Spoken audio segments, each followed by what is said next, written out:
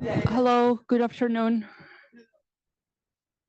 We are 5 minutes past our starting time, so I think I will open this session. Good afternoon, everyone, and thank you for joining our hybrid policy dialogue, Transatlantic Challenges in cooperation with the US mission to the EU. And today we will be discussing the European Union enlargement as a geopolitical imperative for transatlantic security. I'm Iana Maisuradze, and I'm the junior policy analyst of the Europe in the World program here at the EPC, and I'm delighted to welcome you today.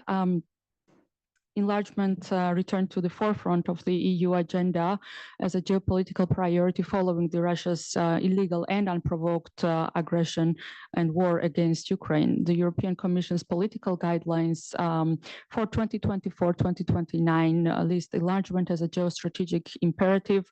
The EU faces two main challenges. In fact, it must, alongside internal reforms, also balance the geopolitical imperative of supporting embattled states with the strict merit-based criteria of EU membership to ensure effective functioning of the EU with 35 member states, and also it has to find a way to integrate security-related policy issues into the enlargement process. Our policy dialogue today will focus on the necessity of further enlargement to strengthen both European and transatlantic security. And we will also assess the main challenges and implications of non-enlargement. I'm very happy that I'm not the only one who has to shed light on all of these issues, and we have an excellent panel today to discuss these crucial issues and very timely policy recommendations. So let me introduce them to you. From my right, we have Michal Matlak, fellow at the Central European University's Democracy Institute. Adnan Ćerimagić, senior analyst for the Western Balkans European Stability Initiative. Ms. Maria Golub, advisor at the Verkhovna Rada of Ukraine. And our very own Amanda Paul, deputy head of the Europe in the World program and manager of Ukraine's European Future Project at EPC. And last but not least, we have Melinda Haring joining us from the US. She's the non-resident fellow, senior fellow at the Atlantic Council's Eurasia Center. Thank you for joining us online. We're very happy to have you here digitally.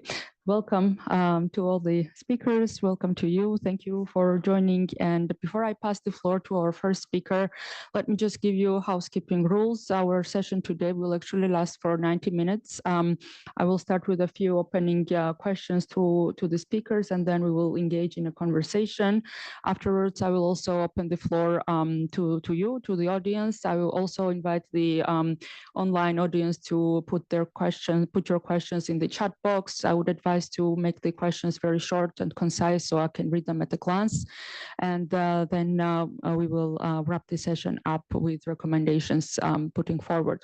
So without further ado, let me turn to our panelists, and let me start with Michal. On my right, you have recently published together with your colleague a piece about security and Eastern enlargement, bridging the gap for wartime EU accession, which very much is in line with our current discussion. So maybe you could tell us a bit about the main key takeaway points that you are and how you link the geopolitical imperative of enlargement with security issues, and what would be your top recommendations going forward. Thank you. Thank you very much. Thank you very much for the invitation. And yes, indeed, I will try to present briefly the paper I wrote with Monika Sus from Heritage School and the Polish Academy of Sciences. I will try also to go a little bit beyond the paper, because that's something that we are constantly thinking about, and a lot is changing on that front. So I will also try to update what we wrote about more than a month ago.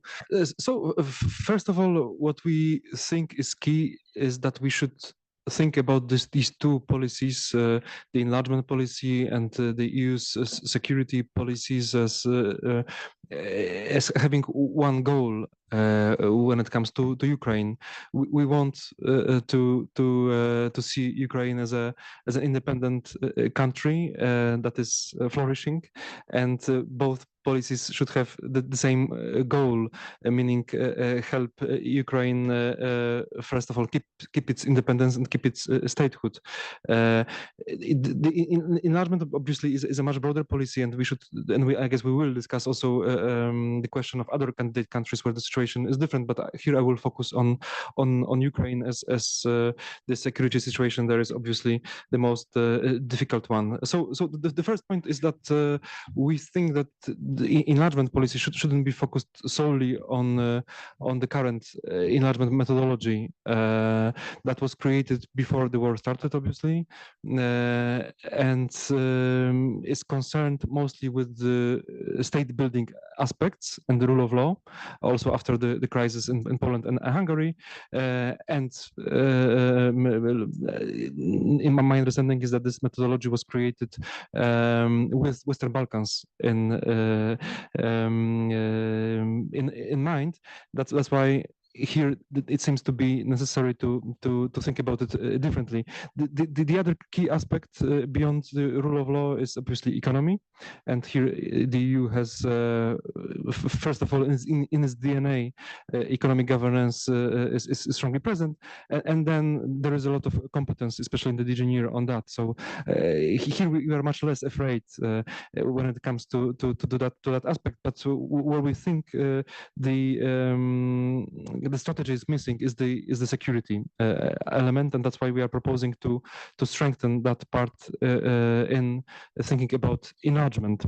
We think that it shouldn't be centered only around the DG NIR, also because of these reasons. Security needs to be is a much bigger issue, and it should be is present in many parts of the European institutions, of the European Commission. Therefore, we are proposing a kind of a coordination mechanism within the Commission with participation of other institutions as well, that would seek to combine both aspects, security and the more traditional elements of enlargement policies linked mostly to economy and, as I said, rule of law.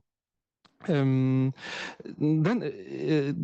there is a second important point here. I don't think, and we are not proposing to overburden the negotiation chapters. It's a very complex process. It's a huge burden for the candidate countries, not only for Ukraine but also for Ukraine, and it shouldn't be even harder, even more difficult to succeed because of this security considerations. Therefore, we think that most of the coordination work should be done in a flexible way and kind of beyond the traditional negotiations and the enlargement methodology. This is important. This should stay, but the security considerations should be present in other political aspects of the accession process, because the accession process is political anyways. It's not only about the negotiation and the clusters, chapters. It's also about the political will of member states.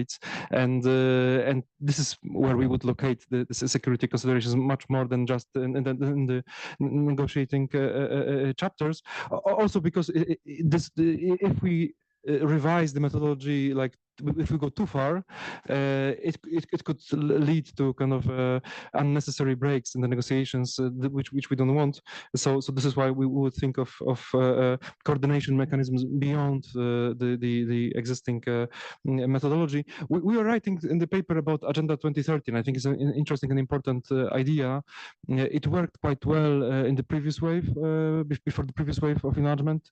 The document that was prepared then was called Agenda 2000, and it was a very important document preparing both the EU and accession countries, or proposing the kind of the necessary changes in both the EU and the candidate countries, which is a very important approach to kind of to integrate both, because what we are thinking about is not that much about Ukraine itself. It's not another job for Ukraine. It's more about the EU to prepare for enlargement, because if we think about it seriously and we would want to, if there is a window of opportunity, meaning the stabilization of the situation on the front, and there is a political chance to expand the EU should be ready for the security consequences of such a step, and therefore we think that we should think about it already now, and not follow just kind of the methodology that we agreed on 3 years ago before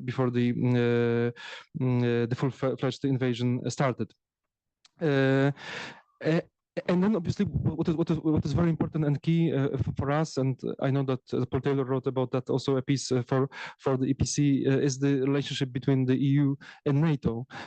We see a window of opportunity here, just like it was written in Paul Taylor's paper. I think it's very important that there was a lot of misunderstanding. There were many misunderstandings in the past. Now we have a new Secretary General.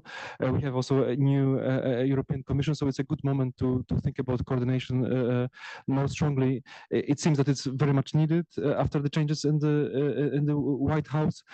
By the way, I think that also with Kamala Harris, there would be this kind of the bigger role for the EU should be planned as well. But now it's especially important, and here there are coordination mechanisms, ideas, agreements that were traditionally in place. We think that they need to be strengthened. The EU can play a big role in strengthening EU defense capacities.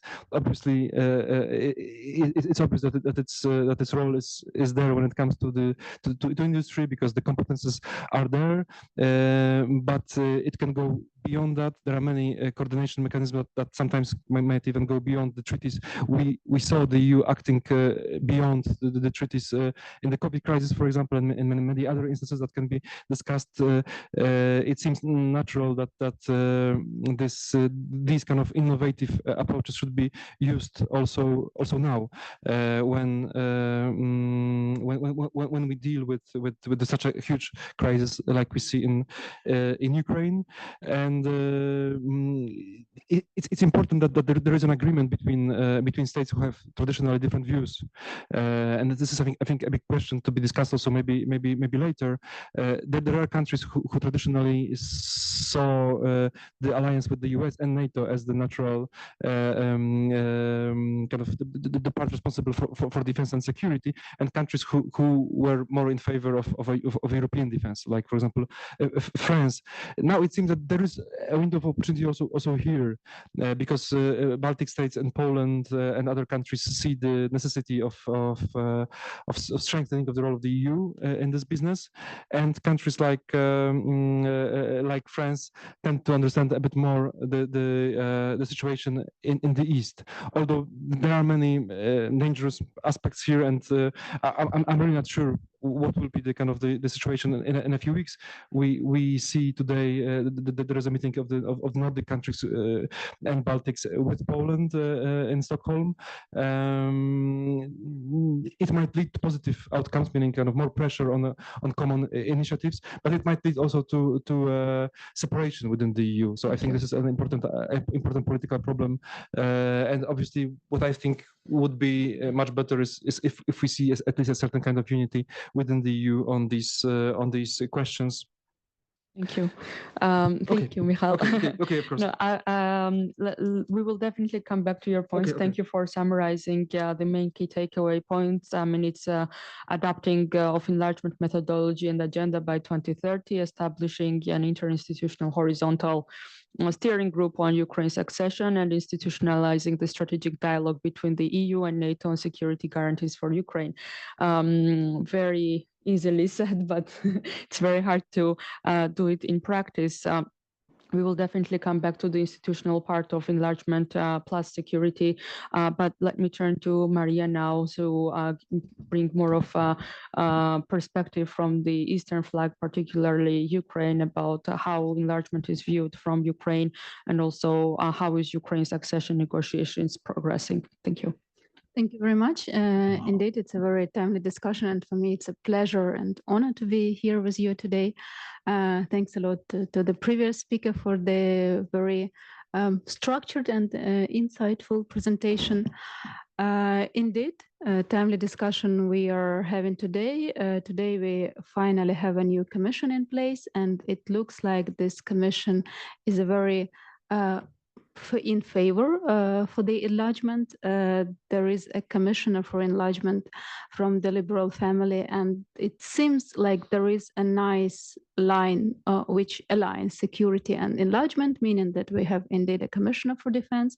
We have Kaja Kallas as HRVP, and we have Marta Kos as the commissioner for enlargement. They all seem to understand this, that indeed security agenda is key, but enlargement seems to be treated like as a part of this security agenda, and the need to strengthen the security agenda for the European Union hopefully will go hand in hand with the growing appetite for enlargement.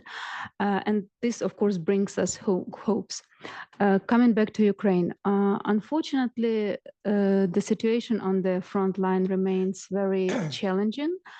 And within the few weeks, we once again heard more threats coming from Russia, meaning that for a long time, the membership of Ukraine in the European Union was not on, let's say, as on the agenda, not that much, but now they are trying to bring it back, saying that, okay, again, this is the red line for us.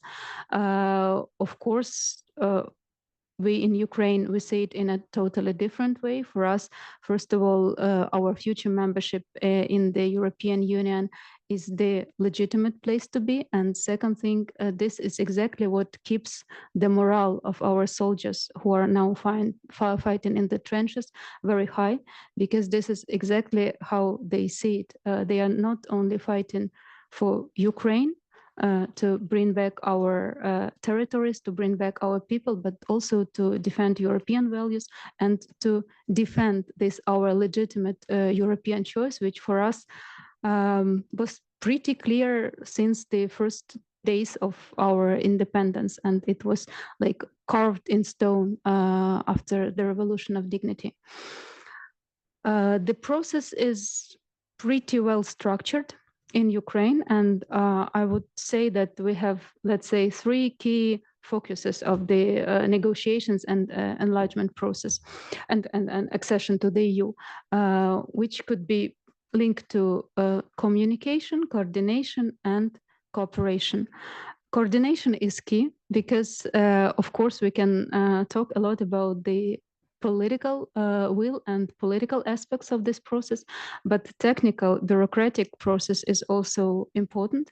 Ukraine has managed, the leadership, the governance of Ukraine has managed to build up a very effective and functioning infrastructure or architecture for the upcoming negotiations. We really do hope, I will not, put too much of my speaking time explaining how it works, but happy to address this in the Q&A session. But we really hope that we will open the fundamentals, this chapter in 2025.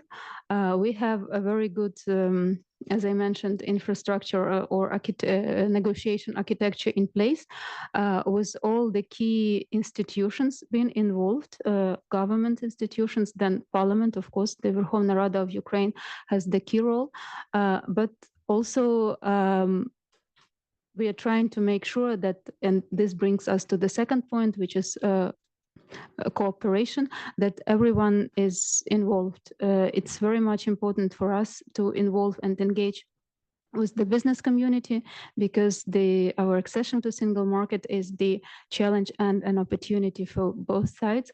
And it's very much important for us, to build this solid economic basis as the part of our negotiation position. Last but not least, communication. This is important. And again, both sides, I mean, EU and Ukraine has a lot to do.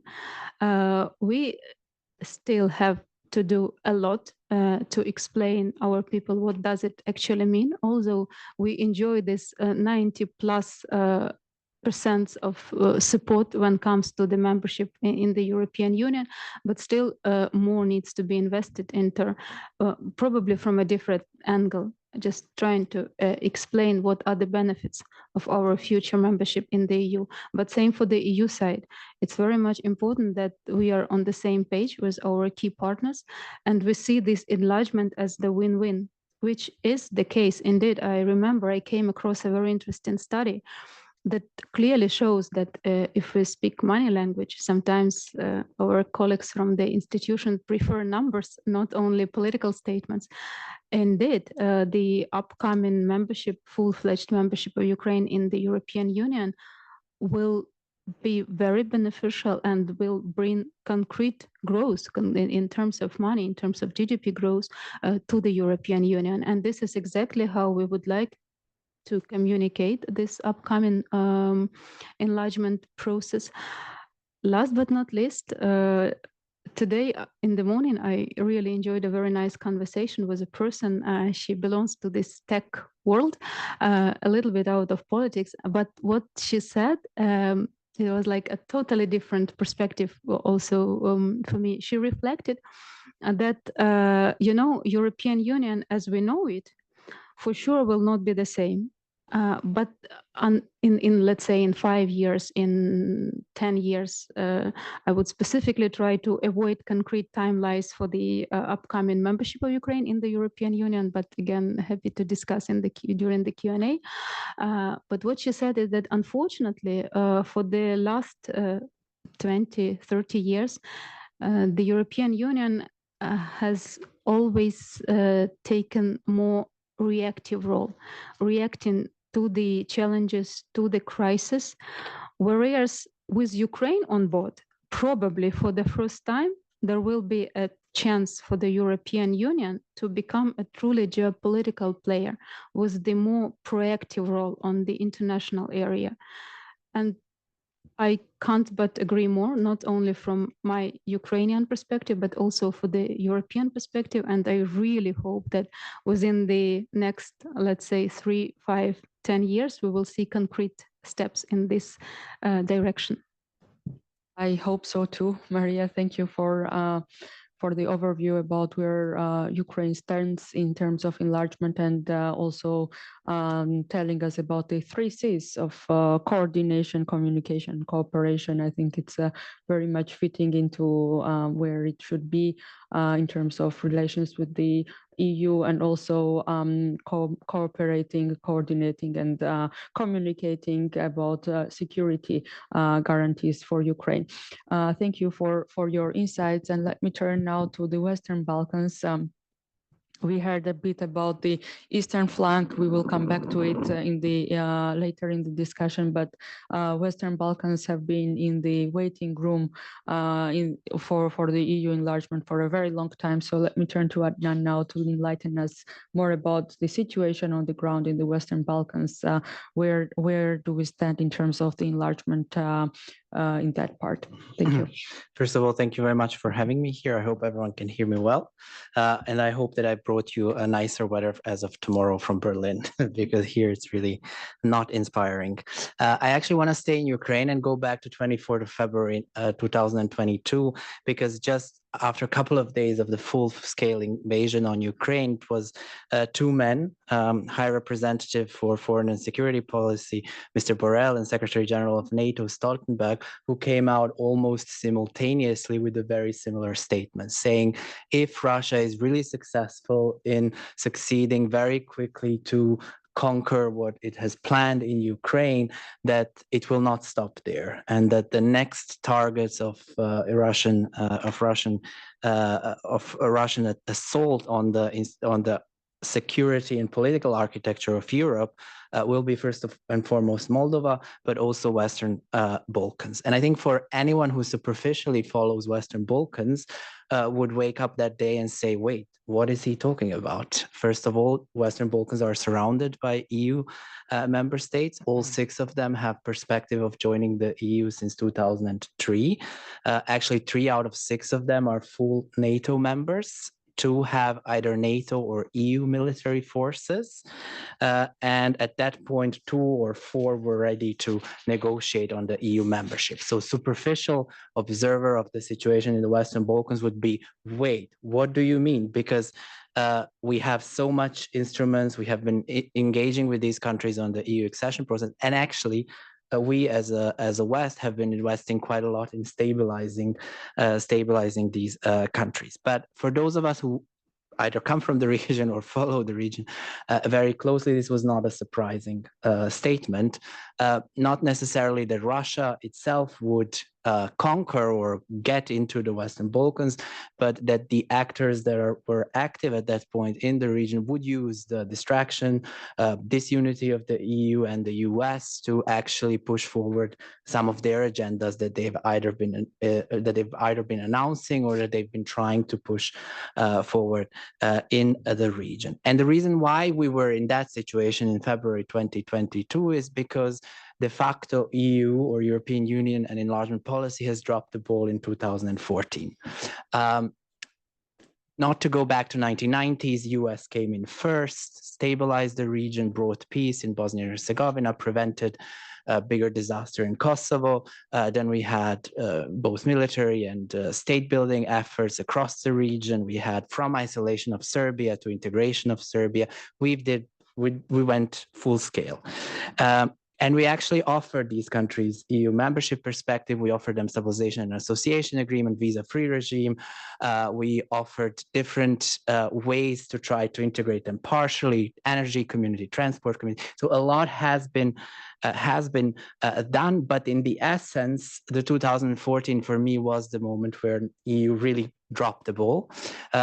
Just as a point of reflection, it was yes, Crimea. That was a huge signal for the leaders in the region that EU actually and the West were not seriously reacting to what was happening in Ukraine, and they were carefully observing that. Second thing were protests in Bosnia and Herzegovina that happened in February 2014. I would argue that they were completely misunderstood as not being a protest that had their origin also in the fact that the neighboring Croatia joined the EU in summer 2013, and that Bosnia and Herzegovina, which at that point neither applied for EU membership nor was really a candidate for the EU, the citizens had a sense of we are isolated and we're becoming even more isolated. But I would say for including me, it was much nicer to tell the story that it was anti-Dayton, anti-constitution, anti-this, anti-that, without actually trying to see also on top of that, this wider European context. The reaction by the EU was terrible.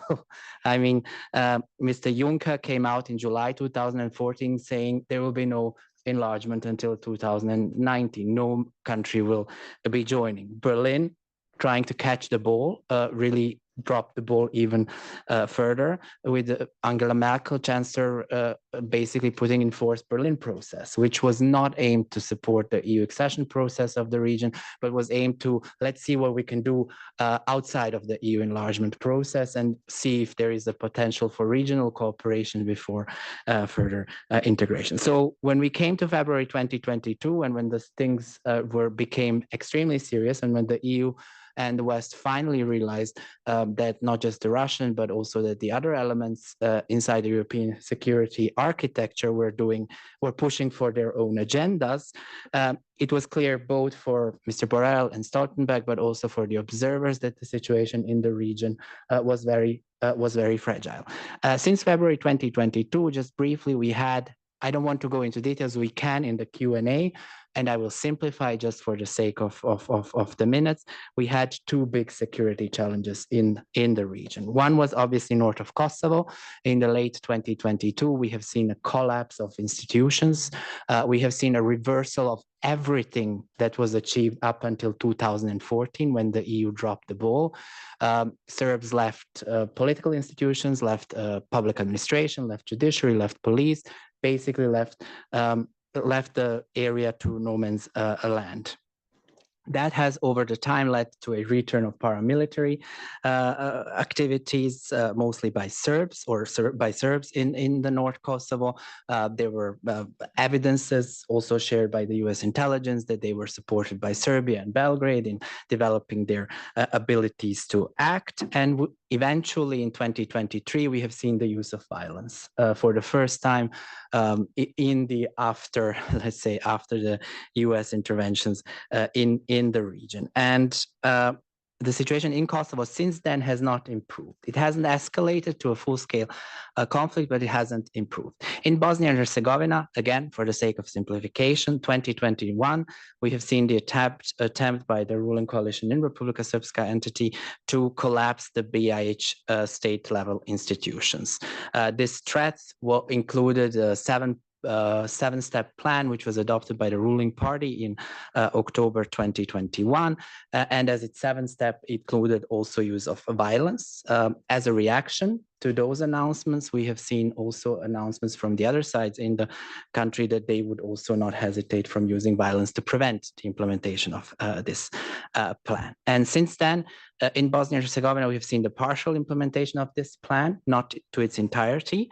And the situation is really fragile. If you go back to the June 2024 All-Serb Assembly declaration that was proposed by the President of Serbia and President of Republika Srpska and adopted by both governments and the assemblies of the Republika Srpska and Serbia, you will see that basically what is written there is this 2021 plan and Serbia giving its support for Republika Srpska to choose a moment that it sees fit to go back and to implement this plan. To understand why things have not gone completely south and why we didn't have a full-blown conflict in the region, I would argue there were four important aspects. First one is Ukraine. The war in Ukraine did not go according to the plan of Moscow and Putin. Second, reaction by the US and the EU has not been the one that was expected neither in the region nor in Moscow. In fact, EU came together with the US and provided support and remained united. The other aspects are related specifically to the Western Balkans. We have seen both by the US, European Commission, EU member states, use of sanctions. They can go just about. They can't solve the problem. They can't do long-term strategy or stabilization, but they were used and in the key moments, February 2022, for example, or summer 2023, in a way that they've really changed the calculations of the leaders in the region. Then US and the UK joint intelligence work in the region. They have provided really intelligence favors, not just to the EU, but also to the region. Just if we think about the Banjska, if we think about the opening of the informations by the White House and US State Department on buildup of military on the border with Kosovo in late September, if we think about clarifying what was happening in Bosnia and Herzegovina in many instances when different sources tried to destabilize the countries in different ways.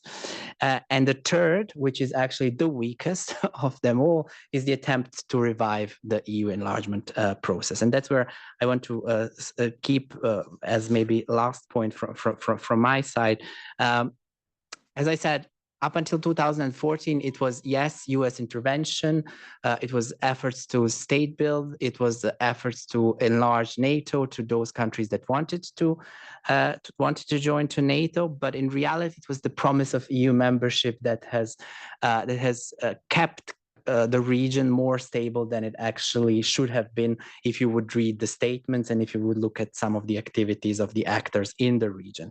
Why is that so? Because in fact, if you look at Croatia, if you look at the other countries around, if you look at the economies of these countries, if you look at the fact that today is not 1990s, so anyone who would try to self-isolate itself through some political security activities would not be in a situation that was, for example, in 1990s. It would be in much worse situation than back then. And there was this promise. There were a lot of people who really believed in EU membership and in the EU perspective. If you go back to Bosnia and Herzegovina just to 2008 and talk to key actors that were engaged in the process on all 3 or 4 or 5 sides, you would actually see more cohesion than it was actually admitted back at the time that Bosnia and Herzegovina had. So when the EU said, okay, now we go back to the EU enlargement, we offer it to Ukraine, Moldova, and Georgia, we look at how do we push Bosnia Bosnia to candidate status and the start of accession talks. And when the discussions on Montenegro started about potentially really finalizing the process, I would argue that some of the leaders in the region, or at least key leaders in the region, looked very careful, and they still look very carefully at what's going to happen with the EU enlargement process. If you read the statements by President Vučić, President of Serbia, you will clearly see evolution of his statements in just past 6 months. Earlier this year, he has said no country from the Western Balkans will join before 2030, and the first country that will join will be Ukraine. 6 months later, after several different statements, he has said, well, why is EU talking about Montenegro and maybe Albania joining the EU and not about Serbia? You can't have an expansion of the EU without having Serbia as in a first row. I would not overestimate these statements, as in a sense that shows that President Vučić wants Serbia to join the EU and that he will do everything for it to join. But I would just point it out as a thing that just the change and the discussions around what might happen have changed at least the statements or the calculations of the actors in there. So when we talk about the security challenges, I would argue that the most important perspective from the perspective of the EU is if the enlargement will pick up. That means if we will really keep the promise for Montenegro, if we will keep the promise for other countries as well. If that's not the case, then what will be this new growth plan 2.0 as of 2028? What will it include? Will it be like this time, partial integration into single market for money and reforms?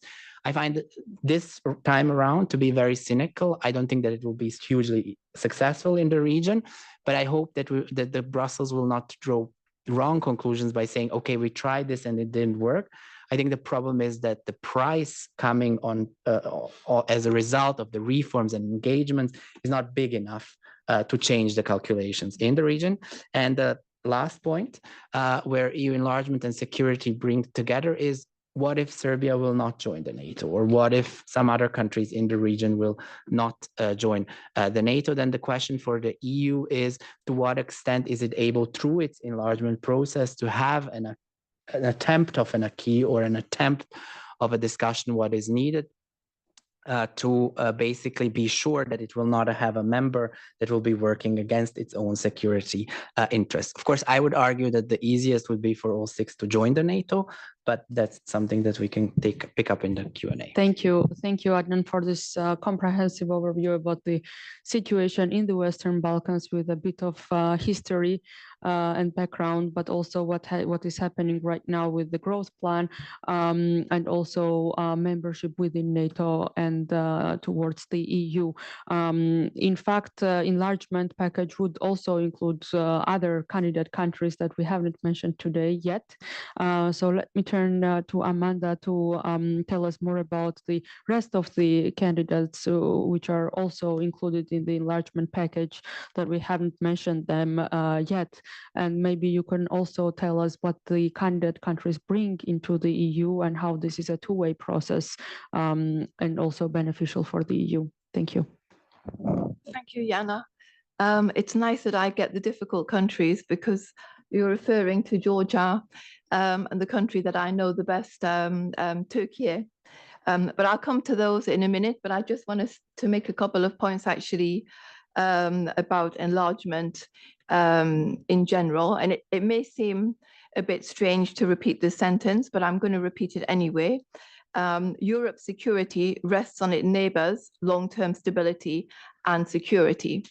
This is a fact, but I still wonder whether this is really fully understood by all member states. Our stability and security fully depends on that of our neighbors. And this is how enlargement needs to be seen, as an existential issue, an investment in a geopolitical investment for the EU. This is really important, but again, I'm not sure that's been fully taken on board. I mean, we've all been talking for the last 2.5 years about the geopolitical imperative of enlargement, and that's all very well and good.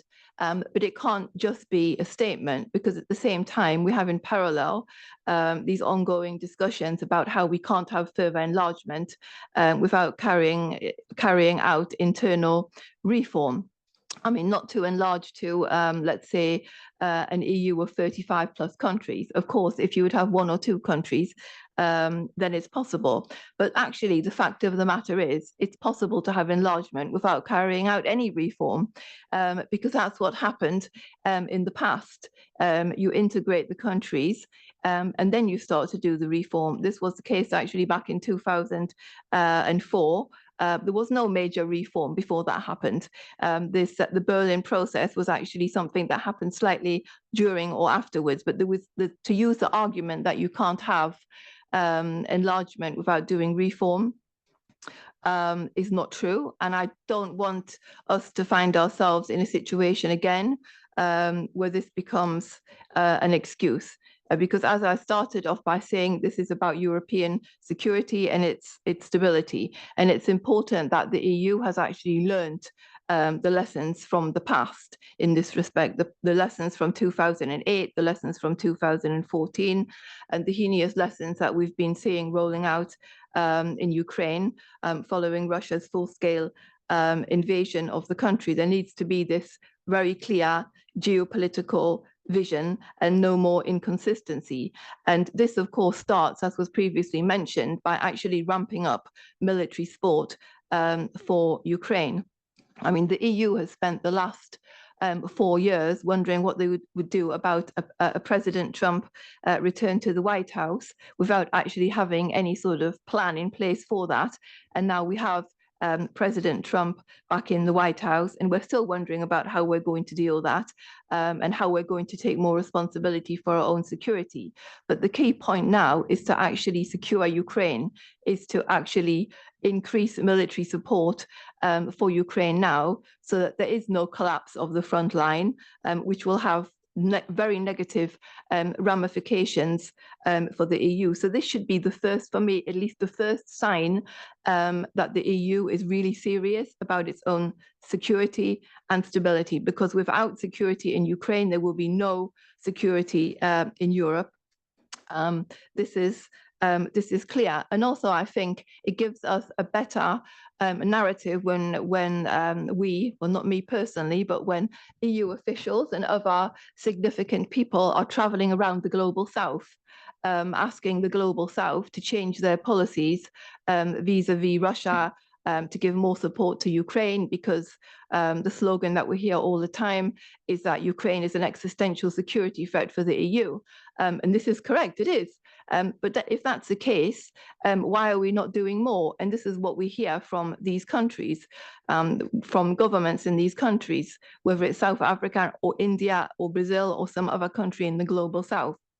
If the war in Ukraine is an existential security threat for Europe, why is Europe not doing what it takes to actually support Ukraine? And this, you can look at me blankly from the audience, but this is a big issue.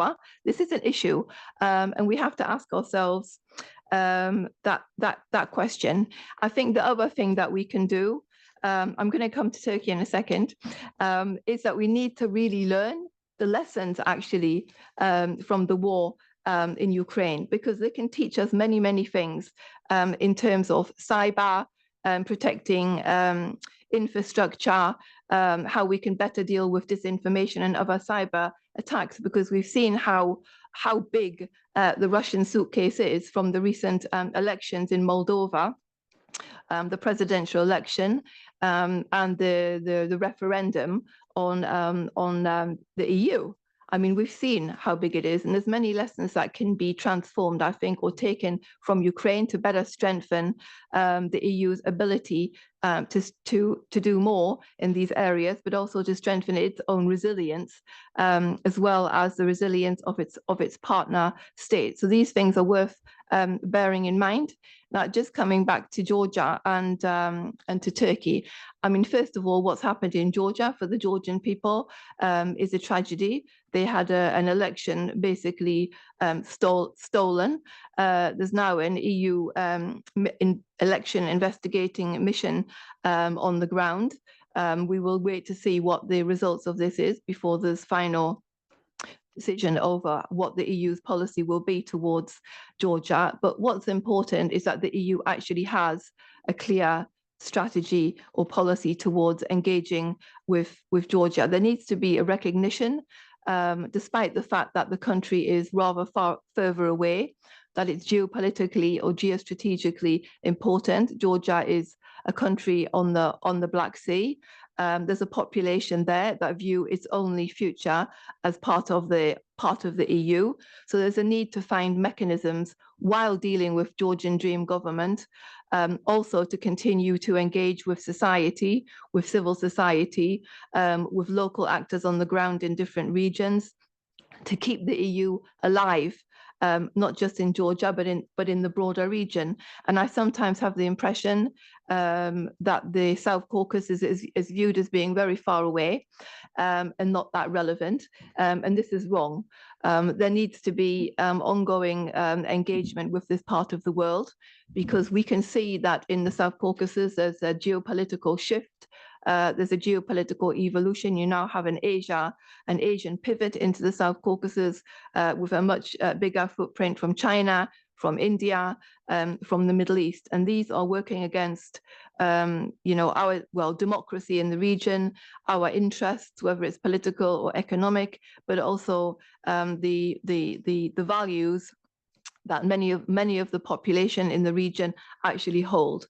So it's important that the EU maintains, I think, a very strong policy towards the South Caucasus region and Georgia in particular. Coming to Turkey, probably you're going to think, oh no, she's going to say Turkey should, Turkey's membership process. We all know that Turkey's membership process has been on ice for a very long time, for like 15 years. But number one, this doesn't change the fact that Turkey is a candidate country. It's a country that has opened actually many negotiating chapters. And there's a bad habit that has slipped in to the EU recently, where it's slipped off the list of candidates in documents, or when very, very high-ranking EU officials who should know better are talking about enlargement, they forget about Turkey. This is very strategically short-sighted and wrong. While Turkey's accession negotiations is frozen, Ankara has no intention of actually ditching its desire to join the EU, probably to the dismay of many in the EU. But what's important here is actually the strategic importance of Turkey, its position in the region, its position on the Black Sea. For example, the EU are now penning a new Black Sea strategy, but Turkey has been excluded from it. I mean, from any of the discussions or any of the exchanges of policy. I mean, it seems crazy, given the fact that Turkey, apart from being a Black Sea littoral state, is a NATO member and is part of NATO's own approaches to the Black Sea. So I think this is a major strategic error, particularly given European security, whether we like it or not. Again, Turkey is a major player in European security. It's present through its NATO membership in 3 different NATO operations on the eastern flank. So I believe the EU should reassess its relationship with Turkey. It has done, actually, not in terms of reopening the accession negotiations, because this is something that could only be done when fundamental rights and freedoms and democratic norms actually return to a more to a normal level in the country, but at least to have increased strategic dialogue on issues that are relevant for both the EU and Turkey in terms of security and foreign policy in the neighborhood, in the Black Sea region, vis-a-vis Ukraine, in the Middle East, in the South Caucasus, to redouble down on areas where they can strengthen economic cooperation, on migration, because I do think not to do this is actually a strategically poor choice by the EU, which needs to be re-looked at, particularly in this new geopolitical era that we're living in, where middle powers are becoming more important, and the EU, whether we like it or not, is shrinking. I would say even a regional, never mind a global actor, and these things matter. So they need to reassess the relationship with Turkey, but also have a lens that goes beyond its direct neighborhood to the South Caucasus and beyond, particularly at a time when we have absolutely no idea what President Trump is going to do for this part of the world. Thank you, Amanda, for the for shedding light on the rest of the candidate countries and also what would they bring into the union. Definitely, this is a two-way street, and you have highlighted the points regarding these countries. You have also mentioned the cost of non-enlargement indirectly, so thank you for that as well.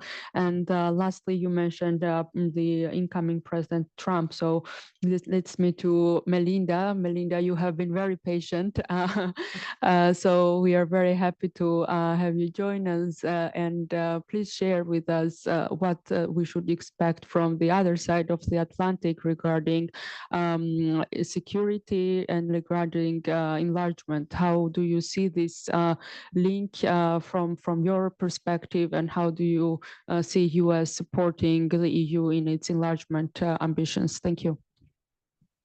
Thank you, Iana. Thank you, Amanda. Thank you, EPC, for the chance to be on this panel. It's fantastic to see you all.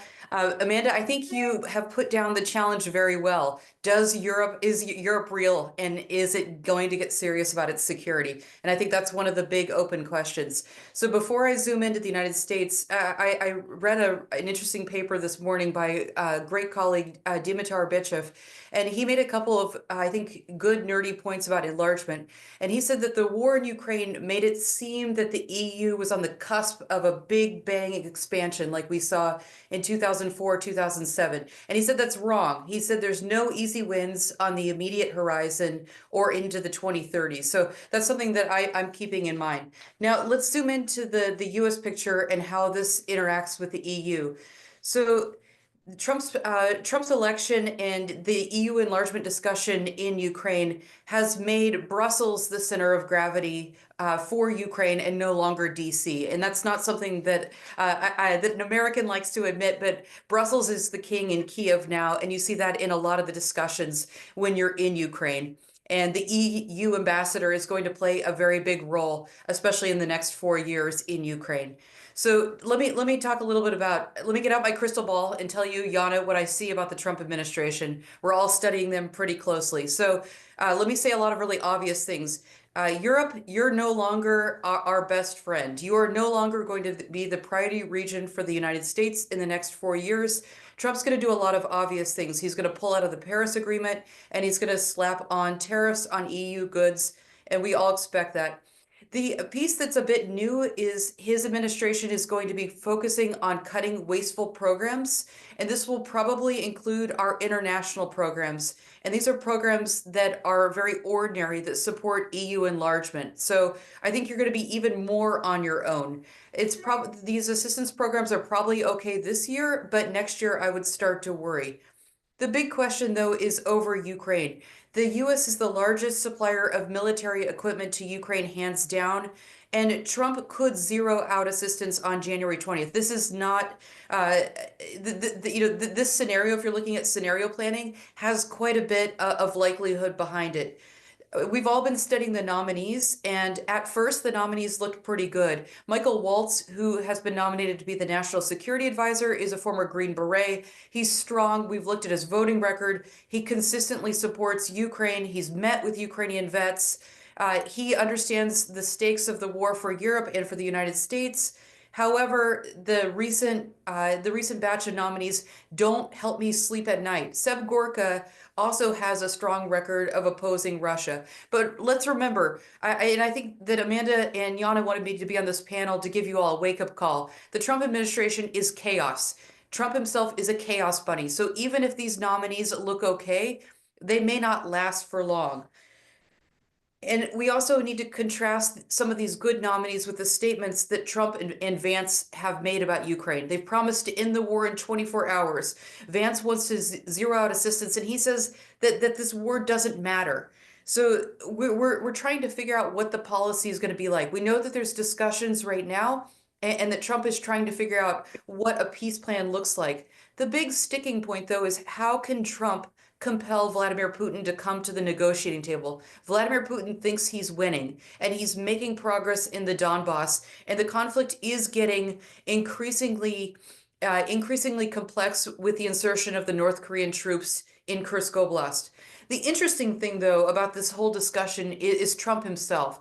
Trump seems to want to win a Nobel Peace Prize this term, and he seems to think that the war in Ukraine can be the area where he can win it. So that may be the one restraining impact on him. He's likely to find out that peace negotiations are going to be much more difficult than what he expected.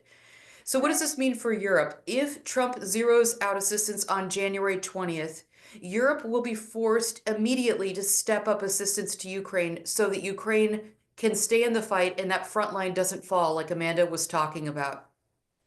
The Danish model that we've all been reading about becomes more attractive. European governments don't have much left on the shelves to send, and you guys haven't done your homework. You didn't set up the systems. You didn't set up the manufacturing base over the last 2.5 years to be able to send weapons to Ukraine quickly enough. So Kiev has the ability to finally make these weapons, and it needs cash. The amount of assistance that Europe is giving for this so-called Danish model, though, is piddly. It's really, really minimal. The model is showing results. So I'll give you one example. Last year, the Ukrainians were able to make 6 howitzers in Ukraine monthly. Now they're able to make 20. So the model is working, but you guys are really going to have to pull out your wallets. If the United States stops aiding the Ukrainians, this is going to definitely make Europe the big player in Kiev, and it will make Ukraine's bid for EU membership all the more important. So guys, it's on you. And Maria, I think you made a really excellent point about the need for communications and explaining to Ukrainians this long bureaucratic process and the need to moderate expectations. Ukrainians want in the European Union. They want in NATO. They don't understand these timelines and what it takes. I actually disagree with you. I think it's important to give them a real timeline and explain what they can expect, especially if you're going to ask Ukrainians to continue to sacrifice at the levels that they're sacrificing at. So that communication is going to be absolutely key. Thanks for the chance to be here. Back to you. Thank you, Melinda, for the comprehensive overview of what to expect from the other side of the Atlantic, and also giving us sort of a scenario building exercise on the European side on what to expect and how to prepare for upcoming months and a couple of years to come. I have a lot of questions. We've heard about the institutional reforms, what the EU should do for enlargement and to link enlargement to security. We've heard from Ukrainian perspective. We've heard the Western Balkan perspectives and the other candidate country perspectives. We also heard from the other side of the Atlantic. I suspect my questions might converge with yours, so I will open up the floor for a question and answer session, and we can proceed with the questions, with the answers then. Thank you. My colleague Romil will be distributing the microphone, so if you have questions, please don't be shy.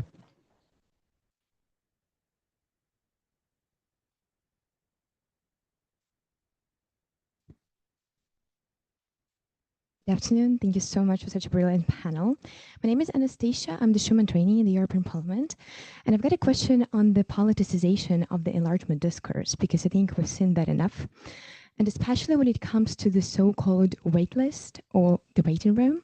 Because if we're going to go back to the treaties, both TFU and TEU, we're not going to see any waiting rooms there and any waiting lists. So basically, if the country is good at advancing the reforms, they might be accepted based on the merit-based approach.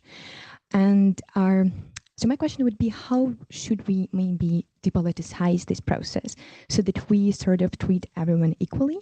When it comes to Western Balkans, of course, we see champions like Montenegro and Albania, and we cannot mix those applications with Serbia, for instance, as it was fairly pointed out. With Ukraine, that's such a unique case because while fighting against the Russian imperialism, Ukraine still keeps proceeding with the reform process, which is absolutely impressive because the conditions under which this is happening deserves not just respect, but maybe sort of like some deeper considerations with regards to how Ukraine should be treated as the future member of the EU. Thank you so much.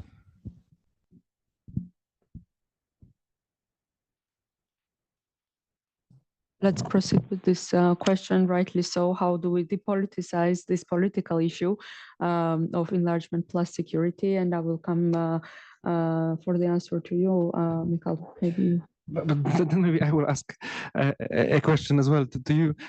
So why do you think that politicization is bad necessarily? Yeah, of course. So when I explained earlier, when we're trying to put all these applications together, we sort of like kind of entangle them together. So if we're going to condition Ukraine's application, like on Serbia's application, or like Albania's or Montenegro's applications on Serbia's applications, they might create like, you know, this toxic sort of like metrics when you're going to like, you know, stick to, yeah, like to the metrics that are not going to help, but just going to maybe. Okay, so then it's clear. There will be an attempt from some countries who support the accession of Western Balkan countries to link the two, but there is no formal link between the countries, and I'm not sure what will be the final political outcome of this possible political conflict. But I don't see that as the biggest problem for example the Ukrainian or Moldovan or any other membership. The logic of the institutions is different here. We witnessed actually a discussion between Amanda and Gert Koopmans a few weeks ago, and they see each country separately, I'd say. So here I'm not that afraid of that. Although obviously I see the political danger of some countries saying that if we accept Ukraine, we cannot forget about some Western Balkan countries. But I don't think that this problem is kind of the biggest kind of challenge for enlargement. Okay, thank you, Michal. And while we're talking about the institutional reforms, so to say, let me stay with you and ask you about the treaty change. I mean, this has been the talk in Brussels. I mean, the candidate countries don't really pay as much attention to it as the EU internally does. But to what extent do you think the treaty change is needed for enlargement to be successful politically? Here, I'm in the close to what Amanda said. I don't think it's necessary. It is important so that the decision-making process is easier in the EU, obviously. So I can see the reasons why we are talking about it. But I don't think this should be linked that closely. So I agree with that. We shouldn't say that we won't do kind of any progress on enlargement because we are waiting for internal reforms, because it might be the case that they will not happen soon. I think they are important. We should talk about it, but we should talk about it also more broadly. So not only in terms of decision-making process, but also in terms of kind of the global change that should be there in the EU. So that's why I mentioned this Agenda 2000, Agenda 2030. I think that this is a kind of a better, more pragmatic approach to see all the EU policies, how they should be reformed. Most of these changes can happen within the treaty, within the treaties, the existing treaties. Many of the changes that are constitutional didn't happen through treaty changes. For example, the reaction to COVID and the way EU is financing that. So again, I don't think this is the most important discussion. Even if I understand that the importance of discussion about the sovereignty, about how the decision-making process should be reformed and so on. I see the importance of it, but I don't think that they should be that closely linked. Thank you. I think, Maria, you also have a comment on this. Okay, thank you very much. Thanks a lot for your question. Indeed, Ukrainian path into the European Union is unique. And that's why we really have hopes that we will serve as the role model also for other countries. I don't think that we can completely depoliticize this process. And indeed, this is not something necessarily very bad. It depends on the perception and depends on the purpose, right? But what is important indeed to, first of all, invest. This is for each and everyone who is on this track, to invest a lot into the bilateral track. For example, Ukraine and the European Union, Moldova and the European Union bilaterally. And this is exactly the right way to go. But last but not least, again, from my Ukrainian perspective, what I have observed within, let's say, last 5-7 years, and immediately after the association agreement between Ukraine and the European Union came into force, that we a little bit changed our pattern, communication pattern with the EU. It's not like a teacher and the pupil anymore, not like that, not like us knocking on the door in the waiting room, but it's more about the partnership relationship, because there is so much we can do for the European Union, so much of the added value we can bring. And I can tell you, for example, when it comes to digital, when it comes to technologies, we are so much in advanced that this is our added value. And this is exactly how we will try also to shape this process from our side. Thank you, Maria. I think Adnan, you also had a comment. Yes, just a short comment. I think the best way to depoliticize the process is to basically understand why we've made it so complicated in the past 15 years, and then go back to making it simple as it was before. So that means the goal is not to open accession talks. The goal is not to open different clusters and different chapters. The goal is to achieve the level of preparedness needed to close the chapters. In fact, we've invented candidate status because we didn't want to open accession talks with Turkey in 1999, and that has then afterwards remained with Western Balkan countries and then with the countries afterwards. I mean, Estonia opened within just a year after it opened negotiations 17 chapters. North Macedonia, Albania, 2-3 years later, Albania opened one cluster. So the rules of the game have changed in favor of slowing down the process and making it more difficult for countries to focus overall on improvement. The result is as it is. If you look at the level of preparedness that the European Commission publishes in its annual reports, for each of the 33 chapters, it provides the scale from, let's say, 1 to 5, 4 being prepared to join the EU. And in that sense, since 2022 and this return of EU enlargement narrative, it's Moldova and Ukraine that made the biggest progress. But even if that level of or that pace of progress would remain, neither of the two would be ready to prepare to join the EU in 2030. And in fact, what we see in the last year of report is that both Ukraine and Moldova made less progress than in 8 months between the first two reports. And there is a logical explanation to it. Moldova has, and Ukraine, since opening accession talks, has been focused on opening cluster 1. So you put your resources, you put your administrative work in achieving the next goal. The next goal is opening of the first cluster, which means that you drop the ball on many other chapters that are a part of that, which means, translated, that what Dimitar Bechev rightly says, if it continues even with the pace that we've seen in the past 2 years, it's not realistic to see it by the end of 2030, which poses a question.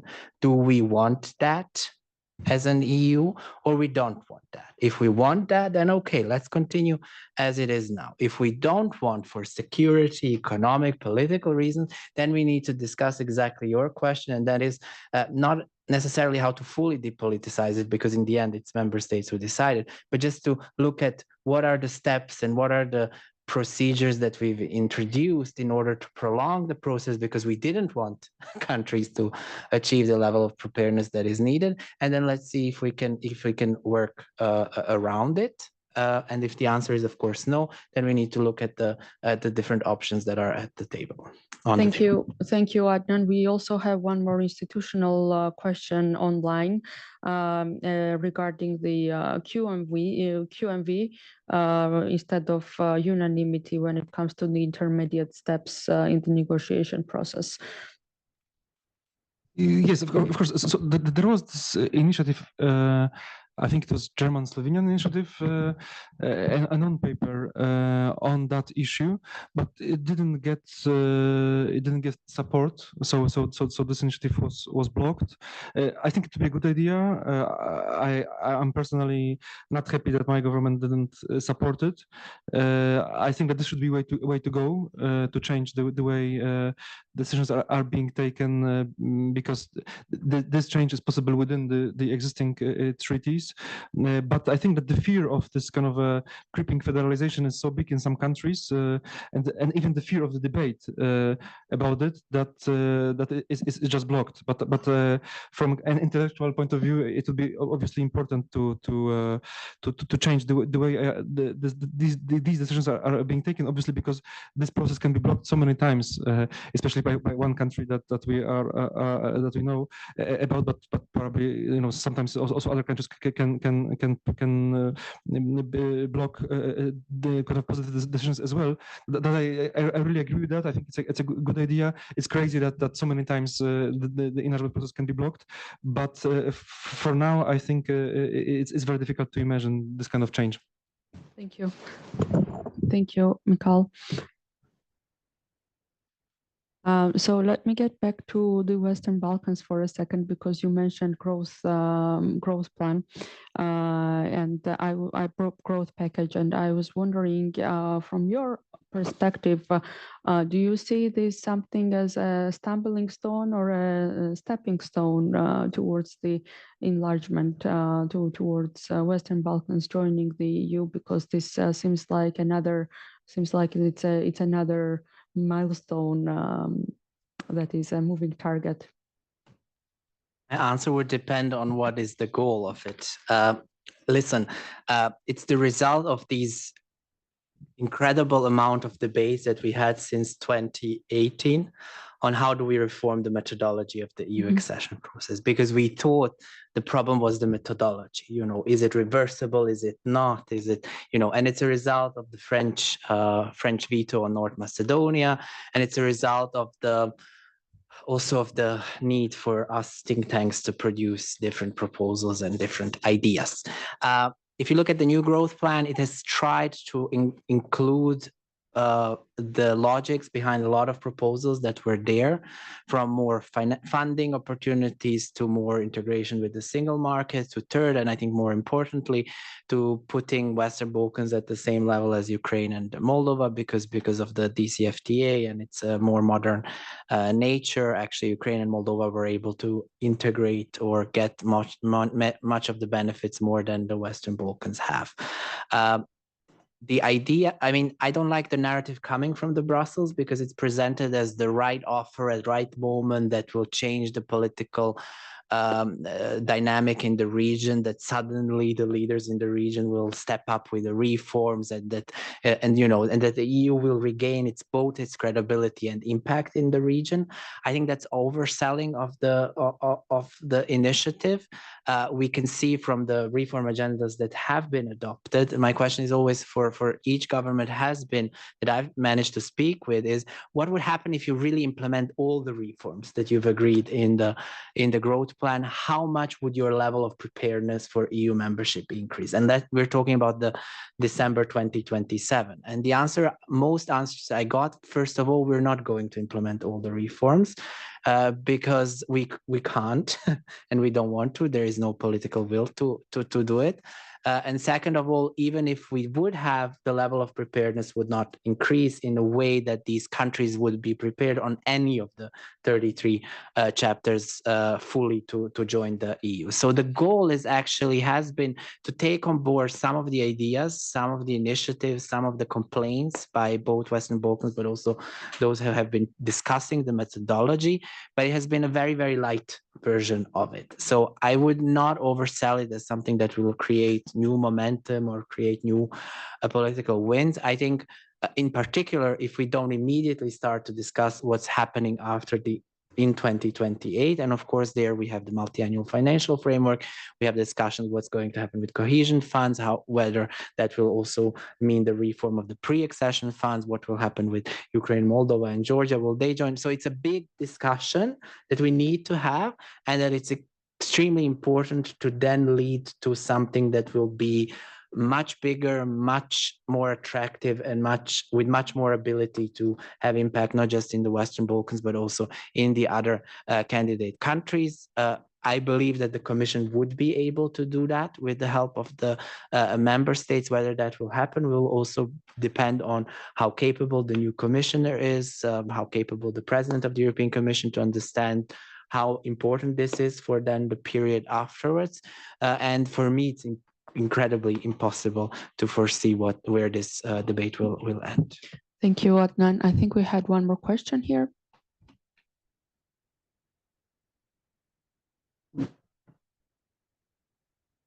Thank you, Frauke Sebers with the German Institute for Foreign and Security Affairs. I have a question that is connected to what Maria said about the three.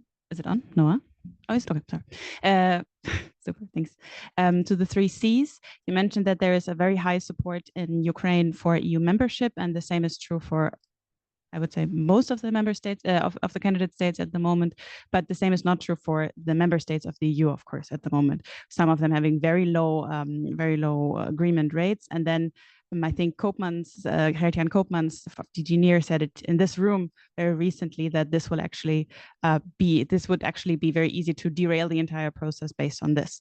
So I think the Commission understands that, and you see in the mission letters for all of the commissioners that there must be more political communication in situ in the member states. There must be more citizen participation, and I think a lot of this will also hinge on civil society, and this will also be a sort of an antidote if we don't get QMV enlargement. At least I think public opinion and public pressure in the countries by the electorate would be the other possible antidote, let's say, against instrumentalization of the process. So having a row of amazing experts here, I would wonder what would be your one ingredient to a communication strategy on the national level to make people understand why enlargement is important for them, and why we should go back to a more merit-based and a more functioning process. Thank you. Thank you. I think, Maria, you would be the first one to answer this. Yes, happily. Well, if I were to mention only one ingredient, I would say let's be honest with our counterparts, but let's be well prepared also for debates. And what I noticed is that unfortunately sometimes we believe that what is clear for us is necessarily clear to everyone in the room, on the street, in the supermarket, in the business center, which is not the case. And first of all, if we want to address some of the key concerns, first of all, we need to know and we need to understand the nature, the origin, but also the depth, yes, of these concerns. So what really people think, what is that they are afraid of if their perception towards enlargement is negative. And this is exactly then how we can change it, because I will give you probably one example on the elephant in the room. Many member states are very much afraid that if or when Ukraine joins, then it will probably immediately kill the agricultural sector, and then it will not be the same, and then the Polish farmers will not accept it, never. Same for the other key member states. But if we address it from a different perspective, trying to explain that, Ukrainian agri-products are welcomed everywhere, including the EU, but our key markets are elsewhere. It's, for example, Global South, Africa. So let's try to explain to people that not all these threats and negative connotations basically have the basis, and this will help a lot. So I would say let's do our work. I mean, trying to understand what's going on there and try to come up with the agile and very user-friendly instruments. Let me say it this way. Thank you, Maria. I think, Melinda, you also had a comment about the strategic communications. I think Maria nailed it. It's understanding the arguments against and then making the argument in the most winning way, but getting in the head of folks who disagree with you. I think that she said it really, really well. My point of disagreement with her was only about, she said that rather than explaining how long the process is, she wouldn't give dates, and that's just where we have a dispute. I think you can sell it to the Ukrainian people better by being honest about the timeline. Yep, please. If I may, I will try to quickly react. The thing is that probably to communicate the timelines better, we need to agree on the timelines, which unfortunately at the moment is not the case. From my Ukrainian perspective, I would say, for example, that 2030 is realistic. It's still possible because where is the will, there is always a way. From the perspective of a person who knows very well the procedures and what is there in the agreement, I would say, let's think about it. And probably before setting up the timelines, let's have a proper reflection, first and foremost, economic reflection, where we are, I mean, Ukraine, because unfortunately we are in the position where many of our industries are severely damaged or destroyed. And for us, we also need to understand what are our competitive advantage. And it will take time, first of all, to reflect and then to assess and then to see how to steer it. Because it wouldn't be ideal to end up in the situation that we are members of the single market and this market has rules. And European bureaucracy is very operational and very effective protecting these rules, and rightly so. This is how the union operates. So that's for us, preparedness and readiness is key, but I would definitely agree with you. Let's bring more positive perspective towards that. Thank you, Maria. Thank you, Melinda. I think we have one more question in the audience. Efe Tanrıverdi. I'm an intern at the TÜSİAD EU Brussels representative office. My question is that we are always talking that Ukraine will be a member state of the EU one day, and some other countries as well, candidate countries. But we never talk about if Ukraine loses the war. So what is your idea on if Ukraine loses the war? And there are some scenarios like a divided Ukraine and other things. So how will European security be if Ukraine loses the war, and how its let's say dynamics with enlargement will be if this scenario happens? I think this is precisely why enlargement is a geopolitical imperative, but I yield the floor to Maria to answer this. Let me try my best. To be brief, for us, we don't really consider this as the outcome. I mean, Ukraine losing the war for the very simple reason. I mean, this is my Ukrainian perspective, and this is something that I share with the colleagues and close friends of mine, which are now there on the front line. We are ready to fight as long as it takes. And we will, of course, never accept the scenario that Ukraine loses the war. I recently came across a very interesting study.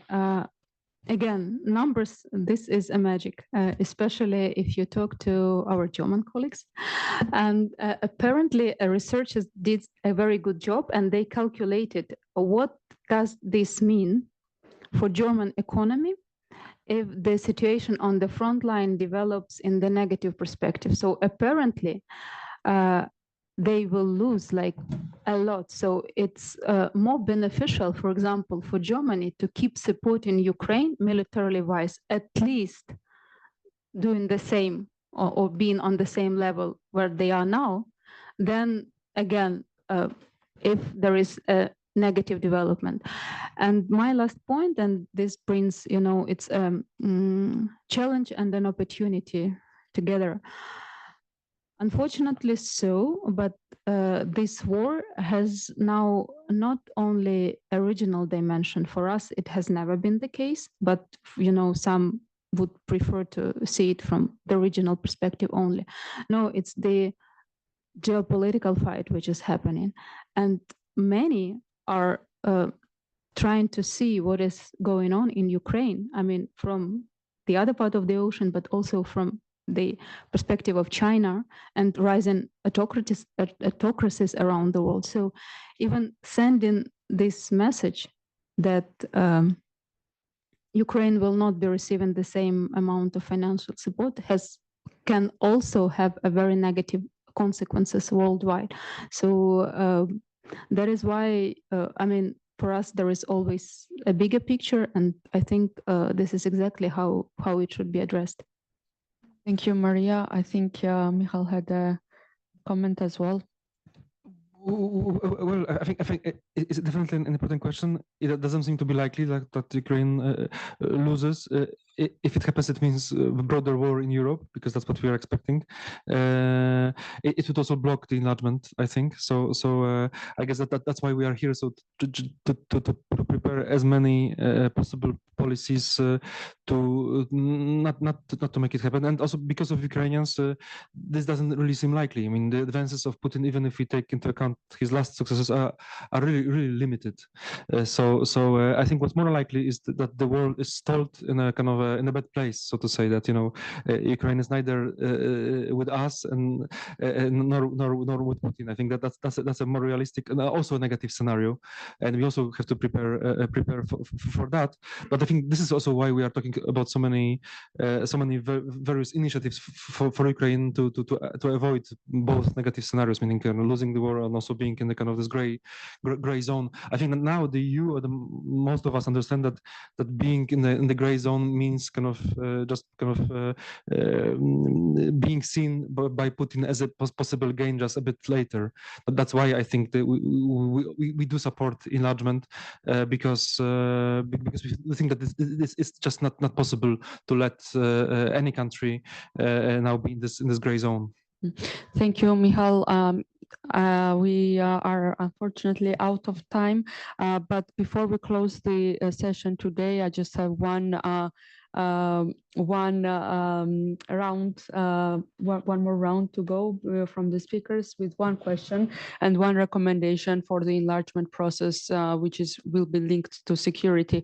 So in the new security realm, with and new political cycle, with new president coming into the White House, with new Secretary General at NATO, and new commission, even though we have the same commission president, what would be your recommendation to put forward enlargement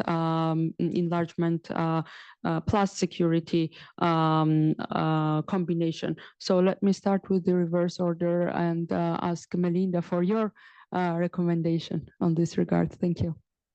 So, Iana, I think the best advice I can give my European friends is don't assume that the new administration knows anything about enlargement.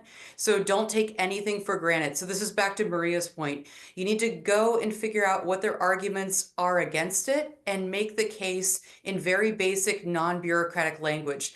I haven't heard anyone talk about the EU enlargement discussion in the new administration. It's not on their radar. So, this is going to be something that it's incumbent on the Europeans, if you guys think this is the most important issue, to make it an issue and help the Trump people understand why it's in their own financial interest to be supportive of this policy. But I think the bigger point is European security is on you guys, and it's time to turn up the beautiful rhetoric you guys have been giving for the last 2.5 years and build those weapon systems in order to keep Ukraine in the fight. Thanks. Thank you. Amanda? Yeah, I just wanted to also make a quick comment on the last question, because actually President Putin was losing the war. This is why he tilted to North Korea, and this is why this war is now global. It now goes from Europe to the Indo-Pacific region, and this is why we also must do that tilt to keep Ukraine in the game, because he's done what's necessary to keep Russia in this fight, and he will continue to do that. Who knows how far he is ready to go, but Europe needs to show the same amount of determination, because if they don't, Ukraine is in big trouble, but we're also in big trouble. So to come back to this question, I think it's more or less the same answer. Europe needs to do what's written on the side of the tin, as we say in the West. You know, it needs to do what it says it's going to do on enlargement, but also on taking responsibility for its own security. And we've only just started to see some very small steps, and they need to really hurry up. I mean, they need to actually put dynamite underneath themselves. Otherwise, within a very short period of time, maybe you think I'm scaremongering, but in a very short period of time, we're going to potentially find ourselves in a very precarious and dangerous situation, because there are countries around the world that don't want Russia to lose. I mean, some of them want Russia to be victorious, but others just don't want Russia to lose. And Europe needs to have the same mindset vis-a-vis Ukraine, and we're not seeing that at the moment. And the clock is ticking. It's really ticking. So we need to do what we say we were going to do, both for ourselves, but first and foremost for Ukraine. Thank you, Amanda. Maria? Yes, thank you very much. From my perspective, what can we do to give an additional boost to the enlargement policy? Probably let's try to be inventive. And, you know, it brings me back to the very first question from the audience. Ukraine has really demonstrated that we are capable to be in line with the procedures, with the rules, but, you know, there is always room to be positively inventing. I mean, again, but if there is a will, there is always a way how to speed up the process, how to make it less formal, how to make it more, let's say, comprehensive also towards the audience. And of course, you know, I'm pretty sure that this gone exactly how it's gonna work. I mean, this beautiful combination between enlargement and security, where security is key and enlargement itself, it's not a goal, right? So enlargement is not an end goal. The end goal, as it is again, and as it's seen from the Ukrainian perspective, is the stable, democratic, prosperous, and secure Europe, with Ukraine being the central element of this. Thank you, Maria. Adnan? Yes, my key message is if the enlargement I think enlargement process is extremely important for the security and stability of Southeast Europe, but also of Eastern Europe. But if it continues as it has in the past 2 years or even longer, it will not lead to any results by the end of 2030. However, if it changes, it's possible that it delivers certain results. I think that the fact that Ukraine and Moldova had more progress in 9 months between 2 reports in 2023 than entire Western Balkans region combined over 3 years or 3 reports shows that it's possible to have the energy. It's possible to deliver on the reforms, but there need to be incentives. When it comes to concrete recommendations, I would say, especially when it comes to the Western Balkans, please stop consider Western Balkans as one thing or a region. There are 6 countries, out of which 3 are NATO members. So if you're thinking about security and stability, you have to think about those who are in NATO and those who are not in NATO. And you have to offer for those who are in NATO something similar to what Sweden and Finland got, vice versa, from NATO by being members of the EU.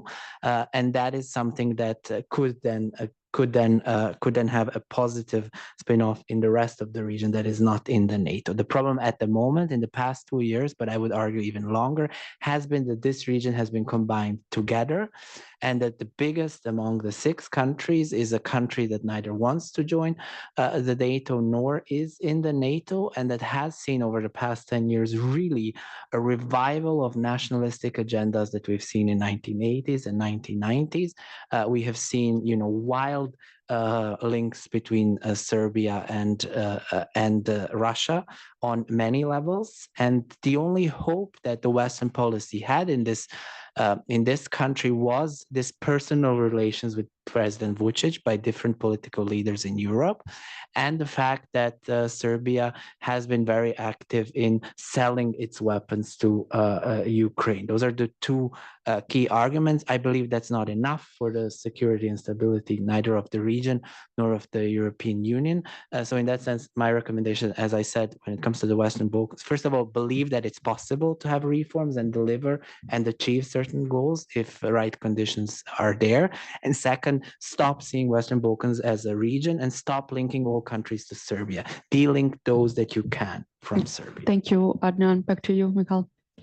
Thank you very much. I would say about 2 things. One is close to what Maria said. I think that in the just after the invasion started, when we started to talk about the Ukrainian accession, we had this kind of very powerful vision of kind of a more powerful geopolitical Europe that is that has the kind of energy to change the world, or kind of to reinvent itself. And I think we lost it in between, which is somehow not natural. But I think that it's important to come back to this vision of a Europe that is capable of doing big things, not only the small financial deals and sending a little bit of weapons here, a little bit of weapons there, but having this big ideas, having the ambition to be an important player, not only a kind of a negotiation mechanism between the various member states. I think that this dream should be more present in our actions and also in our rhetoric. I think that sometimes we forget about this important vision, and it's a realistic vision. It's not a utopia. I think that also Ukrainians helped us see that it might be realistic. It is very difficult to realize, but it's possible. And then secondly, I think I would really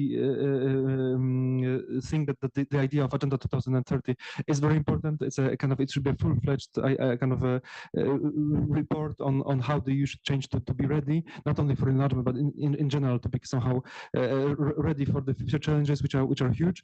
And what is important also is to include in that process, not only in the report writing, but in general, the candidate countries. I think that if there is this vision of the EU that is saying, what the countries should do, this will not work, or it will create backlash. So I think that would be the kind of the second thing, to include as much possible, not only kind of around the negotiation table where we tell them what to do, but more kind of to think together what should be done to kind of to reform the EU, to make it ready for this kind of for enlargement.